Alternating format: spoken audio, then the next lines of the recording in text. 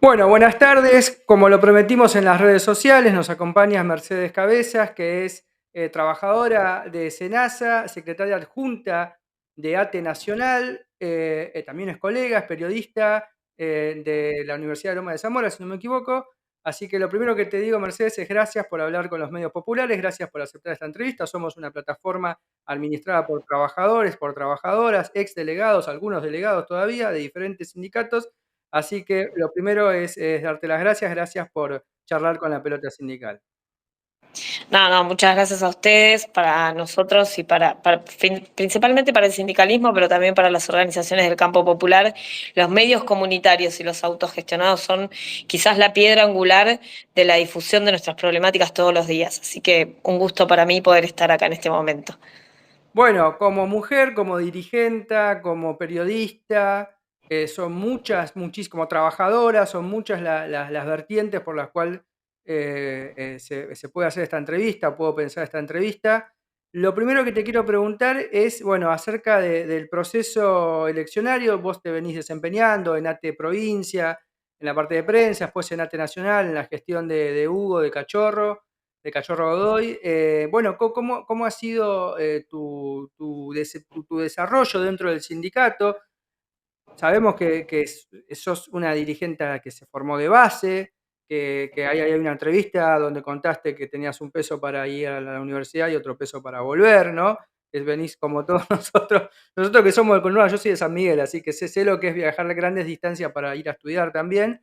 ¿Cómo fue tu recorrido? ¿Cómo es tu recorrido? Porque sos parte del directorio nacional. ¿Cómo es tu recorrido en ATE y tu recorrido dentro de lo que es la sindicalización del SENASA, ¿no? Bueno, en principio, decirte que yo también soy del conurbano, oriunda de Monte Grande. Particularmente me desempeñé, mis primeros pasos fueron en la seccional 6 Esteban Echeverría San Vicente.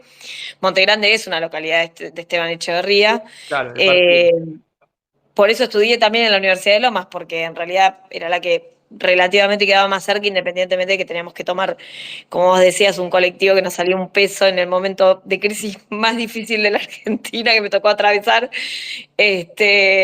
para ir y un peso para volver. Y la verdad que yo entro al sindicalismo de una manera, cuando una de las cosas que decimos los periodistas o los que venimos del palo de la comunicación es que mientras muchos se quejan de los bajos salarios, nosotros cuando salimos de la universidad o cuando estamos atravesando el tránsito universitario, hasta tenemos que pagar para poder trabajar. Sí. Porque si bien hoy existen las redes sociales y es mucho más fácil acceder a las plataformas, en ese momento teníamos la radio. Hace 25 años lo más común era la radio y lo más común era la televisión. Y la verdad que para conseguir un espacio en esos medios vos tenías que pagar y después conseguirte los anunciantes. Y entonces con mucho esfuerzo logré entrar por notas pagas a una revista del Banco Credit Corp y también cuando vino Fidel a la Argentina, que hizo su discurso épico en las escalinatas de la Universidad de Derecho ahí de la UBA, hice una nota de 3 páginas y hubo alguien que leyó esa noche y me dijo, necesitamos gente como vos en el sindicato. Y a partir de ahí hice 12 años ¿Quién en fue mi esa seccional de persona? base. ¿Quién fue la El persona? hijo del actual secretario general, Rodrigo Ravetti. Y en ese momento me acuerdo que charlamos un montón. Me presentó su papá, que en ese momento ya era secretario general, y que creaba esa seccional del conurbano que no estaba creada. Y bueno, me encontré con todo ese mundo sindical. Yo ya venía de la militancia en la universidad, habíamos militado el FRENAPO en ese momento, que era el Frente Nacional contra la Contra la Pobreza. pobreza. Somos, para que la gente Exact- entienda, yo tengo 40, somos más o menos de la misma generación. Todo lo que estás contando de finales de los 90 a principios del 2000, ¿no? Y todo ese Exactamente, proceso sí. convulsionado de los 5 presidentes, el proceso de las asambleas, que después vino en el gobierno de Dualde y después recién en la experiencia kirchnerista, ¿no? Sí, tengo 44, yo estamos más o menos en la misma edad. Eh, eh, y bueno, hice 12 años dentro de la seccional E6 Esteban Echeverría. En ese momento era sexta Esteban Echeverría, después se agregó el distrito de San Vicente porque empezamos a afiliar Claro. compañeros y compañeras, y lo cierto es que para abrir una seccional vos necesitas 250 afiliados. No teníamos 250, entonces había que incorporarlo a la más cercana. Y a partir de ahí, bueno, después de 12 años, me convocaron del Consejo Directivo de la Provincia de Buenos Aires también para ser la secretaria de prensa, y estos últimos 4 años estuve cumpliendo funciones como secretaria de organización dentro del esquema nacional, dentro de la lista nacional. La verdad que la última elección no empezó el día de la elección, empezó mucho tiempo antes, te diría 6 años antes, No, mirá, cuando empezamos el debate de la paridad yo en el sindicato. doy fe de eso porque nosotros hablamos con Rodo Aguiar en el 2020, con Rodolfo Aguiar en el 2020, el actual secretario general electo de ATE Nacional, y él ya nos decía en el 2020, nosotros estamos trabajando para el 2023, me decía.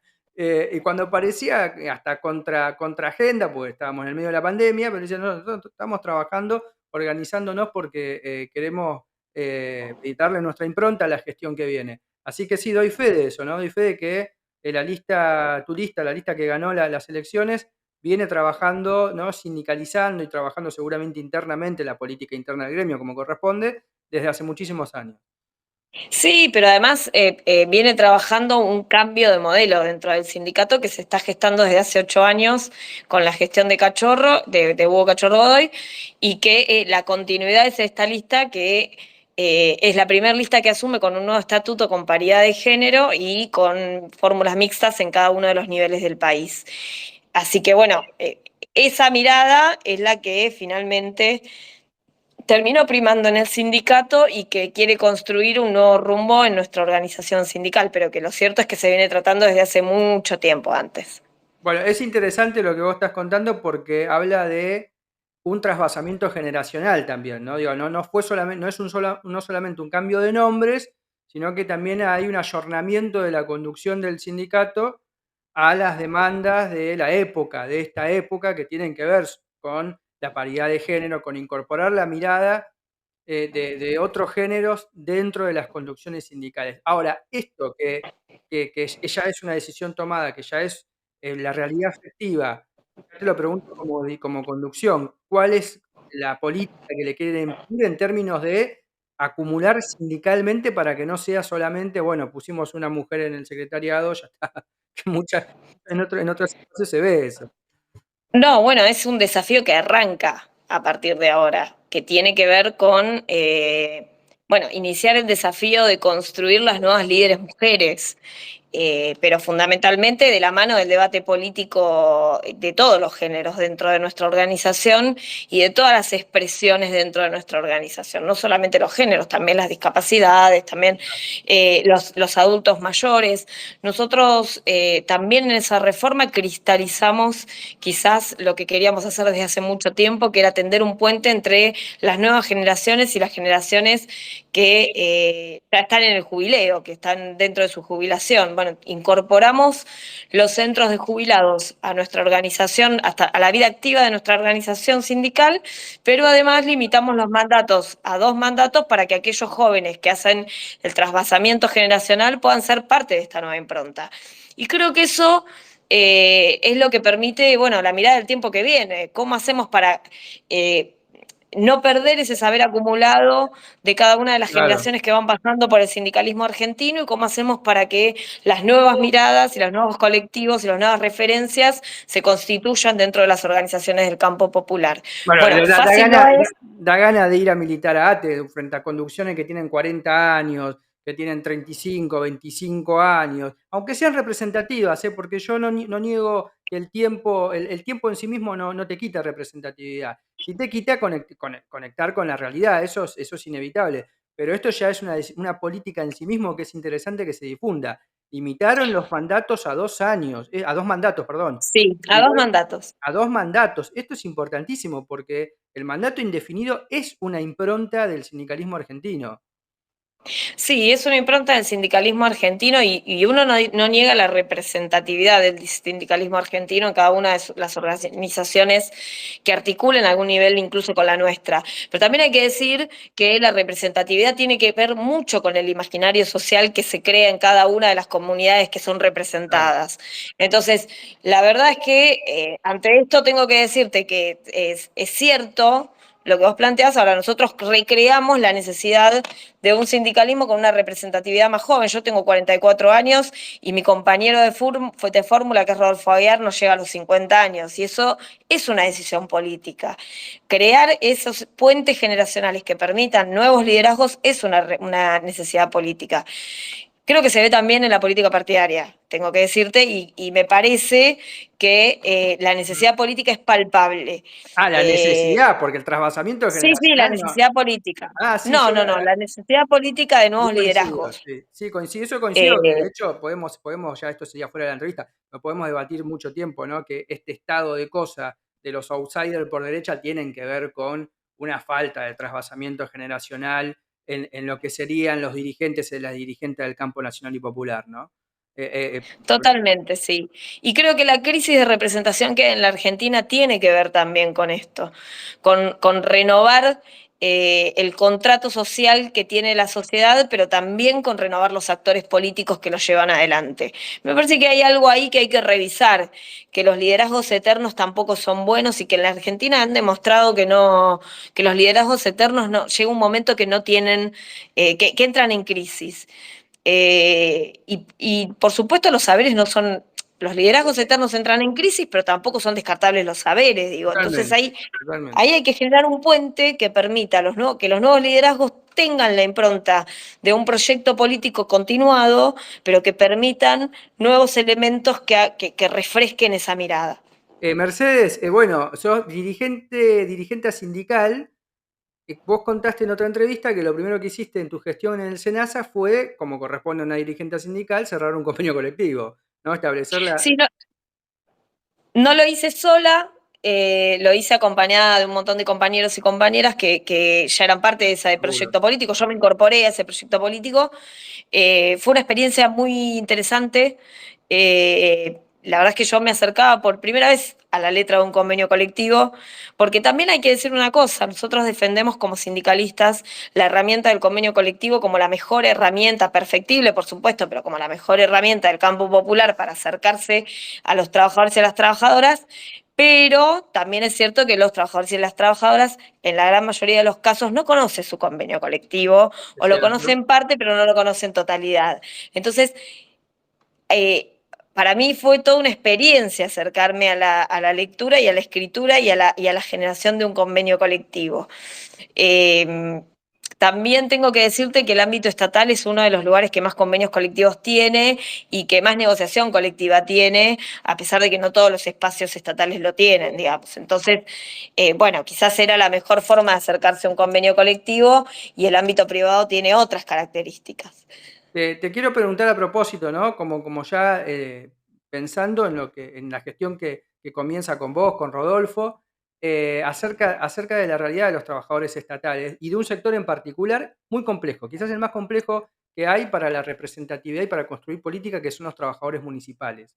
Porque es muy complejo, porque están fuera del CIPA, están en algunos casos, ¿no? Están fuera del sistema previsional, porque hay sindicatos municipales, en otros municipios no hay, porque tenés intendentes de un color político, porque tenés intendentes de otro color político, porque está la discusión de que tienen que ser trabajadores provinciales o tienen que ser trabajadores municipales. Bueno, frente a eso, ¿cuál es la mirada? Porque sé que es muy complejo. En algún momento, no sé, creo que Cachorro, con Cachorro hablamos en el 21, nos dijo: nuestra postura es, o estamos intentando una paritaria nacional al estilo docente, un piso, para que más o menos todo, pero es muy complejo porque es muy difícil comparar, no sé, un municipio del primer cordón de la provincia de Buenos Aires con uno del interior de Salta.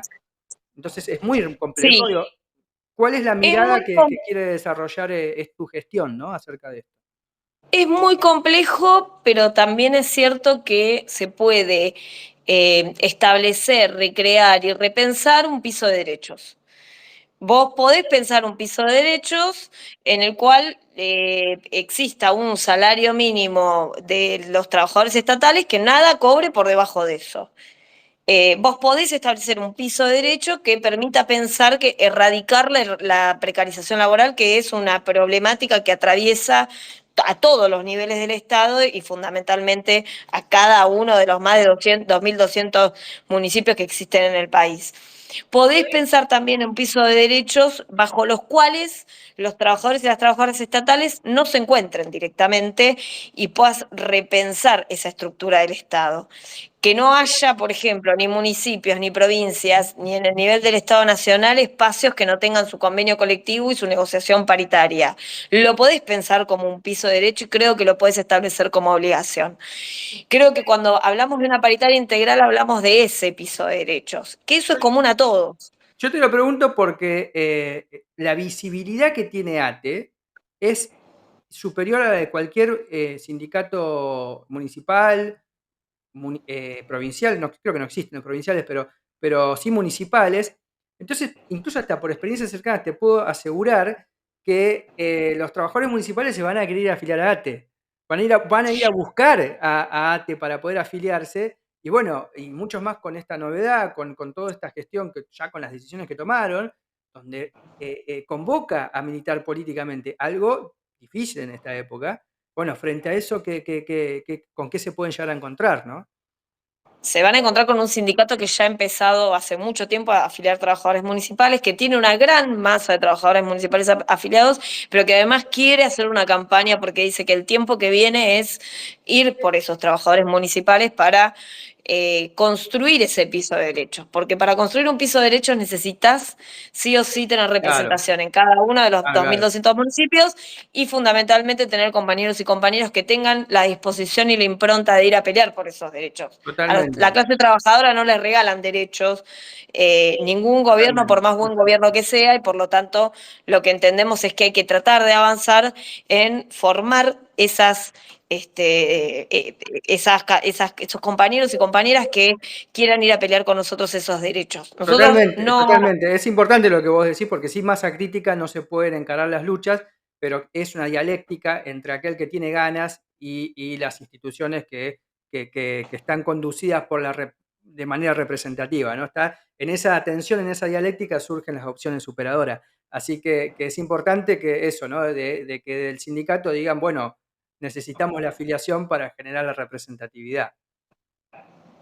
Sí, exactamente. Por ahí es la afiliación para generar la representatividad y, por supuesto, las ganas de militancia, que eso ya no va por el lado de lo formal del sindicato, sino pensar un proyecto superador a la atomización que existe hoy en el campo popular. Porque también es cierto, y hay que hablar de esto, existe no solo una fragmentación de organizaciones que no permite que se unifiquen los reclamos en términos generales, sino una atomización del campo popular que individualiza a los trabajadores y las trabajadoras. Si hay algo que hizo la pandemia encerrándonos en casa fue abonar a esa individualización Sí, sí, sí. de la lucha por los derechos que, bueno, por supuesto genera una complicación aún mayor cuando uno Sí, quiere sí, ir por sí, esos sí. derechos colectivos y no por derechos Mirá, individuales. nos dedicamos al sindicalismo, así que podemos permitirnos el paréntesis. En la actividad docente se nota mucho lo que vos decís de la pandemia. Cómo afectó a la organización sindical, porque el docente terminó trabajando en la casa. Ya es difícil sindicalizar un colegio o una región donde hay muchos docentes dispersos en muchos colegios, mucho más cuando trabajan de la casa. Así que afectó directamente, es por dar un ejemplo nada más. Directamente lo que vos decís, el marco de la pandemia, es interesante tu planteo. Te quiero llevar ahora a tu condición de dirigente mujer en un día muy especial. Esto se va a ver mañana, sábado 2 de septiembre, pero lo grabamos hoy, viernes 1 de septiembre.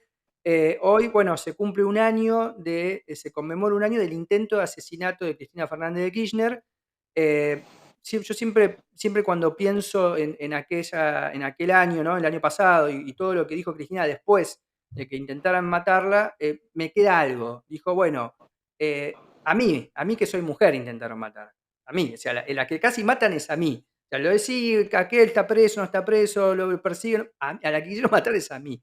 No, vos como mujer, como dirigente política, ¿cómo crees que esto qué peso específico tiene, que me parece que es difícil dimensionarlo, ¿no? Si te pido una opinión, porque estamos viviendo esta época, pero ¿cómo crees que afecta a la vida, a la convivencia democrática, a las instituciones, a las mujeres específicamente, ¿no? Un intento de asesinato que hubiese inaugurado un ciclo de violencia política en la cual resulta impensable o inconcebible las consecuencias de lo que podríamos llegar a estar viviendo. En primer lugar, lo que creo que hay que decir es que el atentado a la vicepresidenta no es un atentado solamente a la vicepresidenta, sino un atentado a la democracia en su conjunto. Y desde ese lugar, la verdad es que me parece de mínimo peligroso, de mínimo, y de máxima una aberración. Eh, pero además es cierto lo que vos planteás, no se lo... no atentan contra un líder varón, atentan contra una líder mujer. Y en general, las que ponemos el cuerpo mayormente, las que morimos más seguido somos las mujeres, por esto que llamamos patriarcado las feministas y que queremos derrotar hace mucho, mucho tiempo. Y en general también las agresiones y la violencia contra la mujer está emparentada con todas este tipo de cosas. Yo en este momento estoy en un congreso, en el primer congreso de la Red Intersindical contra la Violencia Laboral, y la verdad es que tengo que decirte que de la última investigación que hizo la Universidad Nacional de Avellaneda, 3 de cada 10 personas del mundo laboral reciben violencia, y cuando hablamos de las mujeres, 6 de cada 10 mujeres Claro. reciben violencia en el mundo laboral. Bueno, eso ya dice algo, Sí, sí, sí, digamos. sí. No, Eh, porque además reúne dos realidades que operan una sobre otra, que es la condición de mujer y el mundo laboral, ¿no? Entonces es una doble violencia que reciben las compañeras y puntualmente en la actividad principal de la reproducción de la vida, que es el trabajo. Eso por un lado, por el otro tengo que decirte también que eh, no es solamente, es violencia y es un magnicidio intentado contra una de las mujeres más preponderantes y más revolucionarias de la política argentina. Eh, y lo hacen con una mujer revolucionaria, lo hacen con una mujer preponderante, no lo hacen con un varón revolucionario, con un varón preponderante. Y eso también tiene algo que decir a la sociedad. Entonces me parece que, bueno, que más allá de su condición de mujer, incluso lo hacen por líder política, que la violencia política es una de las violencias más difíciles de reconocer por la sociedad en términos concretos, que es necesario abordarla desde una mirada integral y de una mirada de erradicación permanente, y que la sociedad tiene una deuda con eso. Claro. Eh, Valga este momento para hacer un congreso de violencia laboral y debatir sobre esa situación, pero también valga este momento para seguir reclamando justicia por el atentado que todavía no encuentra su justicia en la sociedad en su conjunto, pero fundamentalmente en los sistemas judiciales argentinos. Te pregunto ahora, siguiendo con la coyuntura política, bueno, un poco por eso decía, son tantas las preguntas, las entradas que podemos tener con Mercedes, porque lo que va a ser seguramente por ella, por mí, muy interesante la entrevista. Como periodista, como trabajadora de prensa, que contaste una experiencia típica de los trabajadores de prensa, eh, cómo ves, cómo ves parado a los medios de comunicación? Quiero ser claro en la pregunta, respecto de la actividad sindical. ¿Por qué digo esto? Y te lo digo por experiencia, nos dedicamos al mundo sindical. Pareciera que en los medios de comunicación los sindicatos no existen. El tema no existe. Hay periodistas antiguamente policiales, de inseguridad, hay periodistas de chimentos, pero se caen, chorrean los analistas políticos, hay periodistas, hay economistas que se han dedicado al periodismo, ¿no? Otros saber que es muy, muy demandado, pero los sindicatos, pero la actividad sindical, pero los derechos laborales están invisibilizados en el universo de los medios de comunicación y se reducen a los portales específicos que en algunos casos, Mercedes, ni siquiera informan, sino lo que hacen, y lo digo, me hago cargo, hacen dirigencismo, que siguen la vida de los dirigentes, y nada más que eso. Entonces, ¿cuál es tu mirada Sí, como trabajadora, como periodista, como sindicalista? En primer lugar, como te diría que no solo los sindicatos, los actores políticos de la sociedad que provienen de sindicalismo, que provienen del sindicalismo argentino, tampoco tienen lugar en los medios. Bien. Pero también hay que hacer una división, porque no es lo mismo cualquier medio. Cuando hablamos de medios, yo creo que una cosa son los medios, los grupos económicos, y otra cosa son los medios comunitarios. Porque, por ejemplo, en los grupos económicos, en los medios que dependen de grupos económicos, la verdad es que lo primero que hay que analizar es que son empresas. Y que mientras se hablaba del femicidio del Chaco, lo cual me parece muy importante hablar de un femicidio, de todos los tantos femicidios que una mujer cada 36 horas se muere en la Argentina, tampoco se hablaba y se invisibilizaba la situación de miles y miles de ciudadanos del territorio de Jujuy que estaba haciendo su lucha y que necesitaba que en su territorio no se aprobara una constitución que hasta violaba pactos internacionales. Y eso no lo ponían los medios. Entonces, lo que creo es que lo primero que hay que identificar es que los medios responden a intereses empresarios, no responden a querer reflejar la realidad de nuestro país. Por otro lado, decirte que el aporte de los medios comunitarios en ese camino es muy importante. ¿Por qué? Porque reflejan las realidades que quienes hacemos sindicalismo, quienes somos organizaciones del campo popular, quienes luchamos por los derechos de la clase trabajadora, venimos llevando luchas que venimos llevando hace años y Totalmente. años. Y que no están en los medios que responden a empresas porque no es lo que le conviene a la No, empresa. no, yo te doy un ejemplo clarísimo. Vos pones cualquier medio de comunicación tradicional, digamos, o cualquier empresa, es muy interesante tu caracterización, o cualquier medio que responde a grupos económicos, y vos vas a encontrar que, por ejemplo, el relato del sindicalismo argentino son estos autócratas que hace 40, 50, 60 años están en los gremios, que le dan de espalda, que gestionan de espalda a los trabajadores y a las trabajadoras, y eso es lo único que aparece si aparece, si es que aparece. Y de repente estamos en una entrevista en un medio comunitario popular donde una dirigente sindical de la conducción nacional de uno de los gremios más importantes de la Argentina le está contando a sus afiliados y a quien tenga ganas de escuchar que redujeron sus propios mandatos a 2 mandatos. Entonces, y esa realidad no la vas a encontrar nunca en un medio tradicional porque incluso hasta contradice su discurso económico, ¿no? Sí, tal cual. Contradice su discurso económico, no está dentro de las perspectivas de lo que quiere por sus acuerdos políticos, porque también hay que decir que no es solamente un discurso económico, tiene que ver con una mirada política que concentra capitales para que esos grupos económicos puedan seguir concentrando más capital, que abonan a teorías que no ha funcionado en ninguno de los países más avanzados del mundo, como la teoría del derrame, digo, para ponerle perspectiva a la cosa, porque si no parece que habláramos de medios periodísticos y en realidad son empresas Son con empresas. intereses Claro. políticos y económicos Sí, sí, reales, sí, sí. digamos. Sí, sí, es cierto, es muy interesante la caracterización. Te hago la última pregunta, agradeciéndote mucho el tiempo. Sabemos que además mañana tenés una actividad importante. Le agradecemos a Sofía que nos hizo el enlace también para que podamos tener la entrevista hoy. Y te pregunto que me gustaría saber cuál es tu mirada, siempre como dirigente, como mujer, como periodista, como dirigente político también, porque hacemos política sindical, acerca de lo que puede llegar a venir respecto de las elecciones, ¿no? Seguramente hoy hay 3 candidatos, candidatas con chance de llegar al balotaje. Parece que dos se pelean por representar lo mismo y del otro lado está Sergio Massa. ¿Cuál es tu opinión, ¿no?, al respecto de lo que puede llegar a venir en ese balotaje y en una futura presidencia de estos 3 candidatos, candidatas? Bueno, en principio creo que para el movimiento sindical y para los movimientos sociales y para las organizaciones del campo popular hay dos alternativas que no lo son, digamos, que no son alternativas. Eh, que no revisten discusión posible, pero porque, a ver, te está hablando una dirigenta de los trabajadores del Estado ante un posible candidato. Uno habla de la reducción del 25% del Estado, y el otro habla del 50%, Sí, digamos. sí, sí, sí. Y la verdad es que la construcción de soberanía necesita de un Estado fuerte para eso. Entonces, me parece que son alternativas de lo no viable, digamos.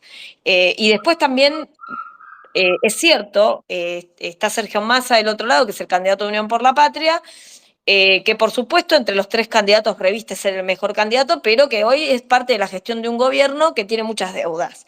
Y por lo tanto creo que su compromiso y su nuevo contrato social con la sociedad lo que debiera hacer es gestionar ese gobierno al lado de las organizaciones del campo popular y construyendo espacios de enlace y espacios de acuerdo y espacios de debate que permitan una construcción de lo posible diferente, una semántica de lo diferente, una revitalización del campo popular y una redistribución de la riqueza. Si Bueno, eso se es parece el mucho, proyecto de Unión por la parece, Patria, bueno, se bienvenido parece, sea. se parece mucho a la gestión de Néstor Kirchner, lo que decimos. Sí, bueno, por eso lo digo. Si esa fuera la gestión de Unión por la Patria, por supuesto creo que es la mejor alternativa de gobierno. Siempre las alternativas, las mejores alternativas de gobierno son dentro del marco democrático. Yo lo que quiero hacer, si vos me permitís, Y por supuesto. por intermedio de esta entrevista, es decirle a los compañeros y compañeras del campo popular, a aquellos que se levantan todos los días y van a trabajar una planta, los que los que son contrapropistas, los que intentan ganar el mango, que sabemos que están, la verdad, por debajo de las expectativas de lo que una sociedad quiere y necesita para ser una sociedad justa y ser una sociedad soberana, pero que la alternativa de no votar no es una alternativa. Han pasado cosas muy difíciles en nuestro país para conservar esta democracia de 40 años, que puede estar un poco renga, que puede estar un poco deficitaria, pero que lo cierto es que hay que revitalizarla con más canales democráticos y no con menos. Así que, bueno, con ese mensaje me parece que quiero llegarle a cada uno de mis compañeros y de mis compañeras y esperando que ante la alternativa, hasta estas tres alternativas, por supuesto, sigan pensando en la alternativa que más le conviene a un país soberano, que es la de Unión por la Patria, y que además salga a votar con la convicción de creer que la democracia es el mejor sistema que pudimos tener en nuestro país y que hay que conservarla y que hay que abrazarla. Y que para conservarla y abrazarla hay que ir a votar el 22 de octubre con toda la convicción. Bueno, con ese mensaje no quiero interrumpirte, me parece que es la mejor manera de finalizar la entrevista. Te volvemos a agradecer, sobre todo la coherencia, Mercedes, de hablar con los medios populares. Es el camino más directo de hacer periodismo y comunicación desde y para los y las trabajadoras. Entonces, todo lo demás es necesario. Todos queremos estar en los medios nacionales y que nos conozcan. Como hablamos recién, el sindicalismo no es un tema vedado en los medios, pero se empieza por acá, créeme que se empieza por acá, porque cuando las cosas hacen Por ruido por supuesto. acá, después llegan, después llegan. No llegamos nosotros, pero los temas y las realidades sí llegan. Así que te agradecemos mucho y te mandamos un abrazo por la primera seguramente de muchas entrevistas. Un abrazo enorme.